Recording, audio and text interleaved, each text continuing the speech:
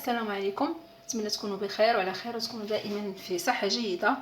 اليوم ان شاء الله غادي نحضروا واحد الفقاص اللي كيجي فقاص اكثر من رائع، يعني فقاص معتمد عندي، واللي ذاقوا عندي كيطلب المقادير، يعني يكونوا متاكدين انكم الا جربتوا هذه الوصفه وتبعتوا النصائح غيجيكم فقاص ناجح 100%. يعني غادي ديروه بعينيكم مغمضين.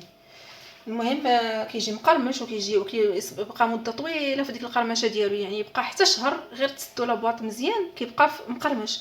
حيت كاين واحد النوع ديال الفقاص اللي كديروه واحد المده غير واحد 10 ايام ولا هكايا، كتجيو تحلو كتلقاوه ولات فيه الرطوبه، ما كتبقاش فيه ديك القرمشه. هذا الفقاص هذا كتبقى فيه القرمشه يعني على طول، كونوا متاكدين يعني.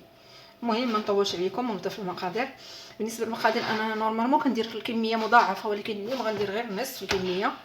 غادي ندير 4 البيضات كاملين، وهنا عندي زلافه اللي كنشربوا فيها الحريره، زلافه الا ربع ديال الزيت المائدي، يعني زلافه تفوت النص، زلافه ما عامراش هكا. وهنا زلافه ما عامراش ديال السنيده، انا درت غير تقريبا غير نص زلافه، ما بغيتش نقوي الحلاوه. يعني المهم نتوما الا بغيتوا الحلاوه غديروا زلافه الا ربع. دائما سكر سنيده سكر حبيبات. عندي ربع كاس ديال الماء الزهر، دائما العبار ديال كاس العنبه ربع كاس ديال الماء الزهر. وهنا عندي النافع وحبه حلاوه محمرين شويه مصهدين وغير مهرمشين.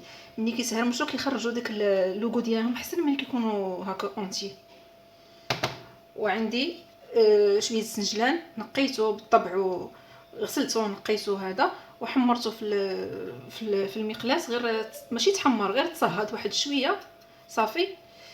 كيطلق باش ملي كديروه في الفقاص كيطلق دوك الزيوت ديالو، يعني كيجي احسن ملي كيكون محمر شويه.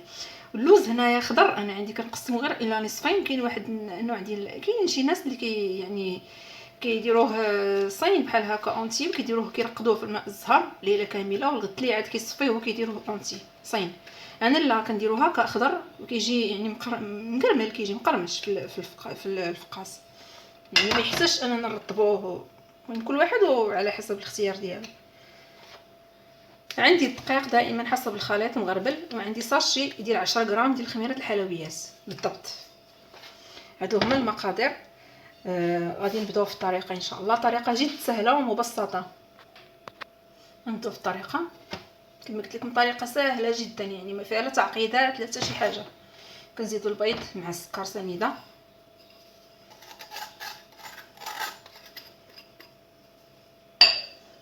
نزيدوا الزيت، كديروا كلشي مره واحده، يعني ما كنحتاجوش اننا صافي. وغنزيد الماء الزهر، غنزيد هنا عندي ما قلت لكم الكميه ديال النافع والشنجلان. غادي ندير تقريبا، ما غاديش ندير كميه كلها بالطبع، غندير 2 معالق بحال هكا كبار بحال هكا، ما نكثرش منه صافي. هذا غيطلق لنا لوغو صافي. غادي ندير رشه الملح ضروري،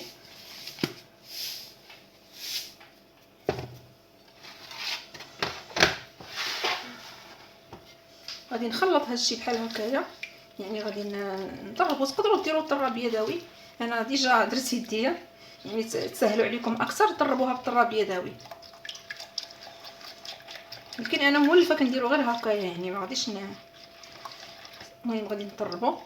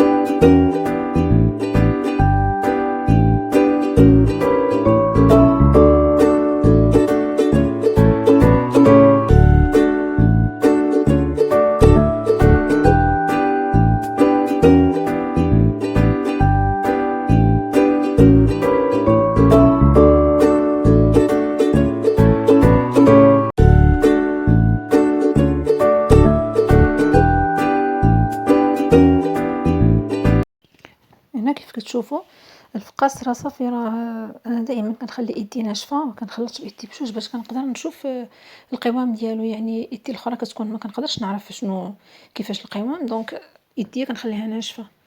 دونك ها هو تجمع ليا الفقاس كيف كتشوفوا رطب، عجينة رطبة وفي نفس الوقت ما كتلصقش. صافي كنقطع لي بوطان ديالي باش غادي نقادهم وهانتوما معايا.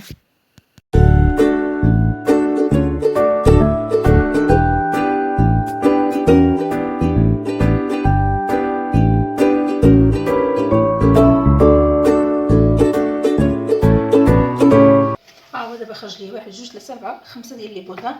هنا انا ما كندهنوش بالصفر ديال البيض، ما كندير ليه حتى شي حاجه، لا نيسكافي لا والو. كندخلو دونك غندخلو الفران بارد، ماشي سخون. من الاسرار ديال نجاح الفقاس انه يدخل الفران بارد باش كيتحمر ديك نص طيبه، كيطيب ديك نص طيبه ما كيتفرقعش لينا. يعني خصو يدخل الفران بارد باش يتحمر شويه، غير يطيب نص طيبه وكيبقى ابيض. وعاد كنخرجوه ان شاء الله. وبقاو لي هاد 3 ديال لي بودان هنايا كيف كتشوفوا، يعني راه كيخرج كميه معقوله. الفران راه على 170 درجه، فيه مهيله باش غير كيطيب ديك نص طيبه وغادي نخرجوه ان شاء الله. دابا من بعد ما طاب لي الفقاس، شوفوا ما تفرقع ما حتى شي حاجه.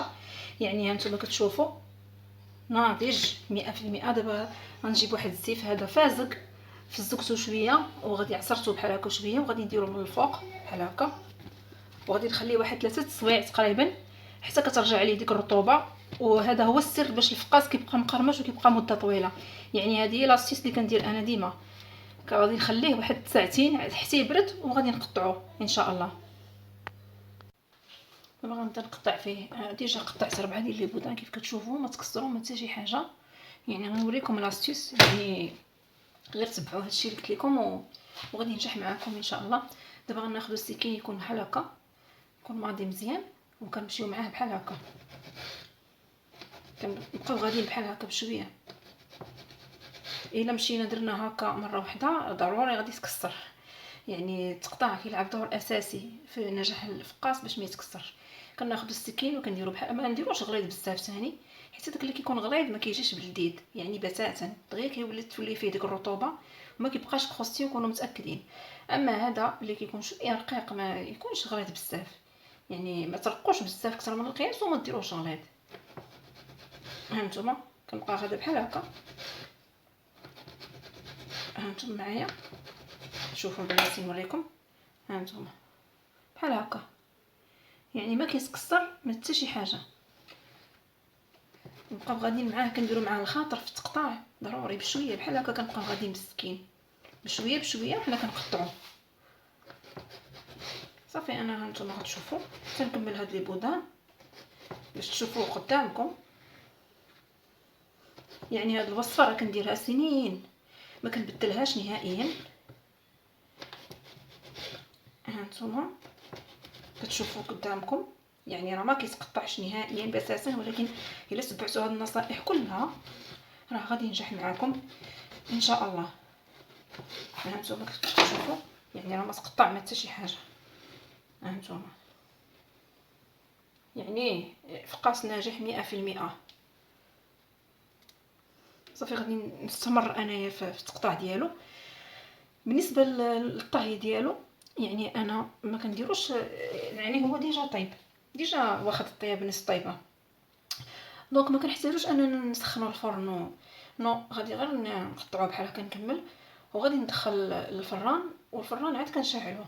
غير الاهم في الطياب يعني بالنسبه للطهي ديالو كنديرو في الفران الكهربائي على درجه حراره 170 يعني 170 حتى ل 180 على الاكثر. يعني من الاحسن نديرو 170 وكنخليه يطيب من الجهتين، حيت انا كنشعل الفران من الفوق ومن التحت وميم طون كيطيب من الفوق ومن التحت وكياخذ داك اللون الذهبي. ولكن خصكم دائما النار مهيله باش كتحصلوا على النتيجه المرغوب فيها. ما كيجيش من الداخل، يعني ملي كتحلوا الفقاصه بحال هكا ما كتلقاوها لا لقيتوها بيضاء صافي غير الطياب خدا الطياب غير من برا، ومن الداخل كيبقى خضر، يعني كيبقى بيض من الداخل ما كتحصلش على ديك اللذه ديالو. يعني الطهي عنده دور اساسي في اللذه ديال الفقاس، وخاصو يعني كاين الناس يتبعوا جميع المراحل وجميع المقادير والطريقه وكل شيء، ولكن الطهي كيلقاو فيه مشكل، ان الطهي ضروري خصكم تصبروا عليه. المهم فرن الغاز راه درجه حراره منخفضه حتى كيتحمر بشويه بشويه، ومني كتحلوا الفقاصه كتلقاوها بحال مذهبه من الداخل، يعني راه صوبتي غير هذاك الطيب ديالو. المهم انا غنكمل وغدا ان شاء الله غادي نطيبو ونوريكم الشكل النهائي.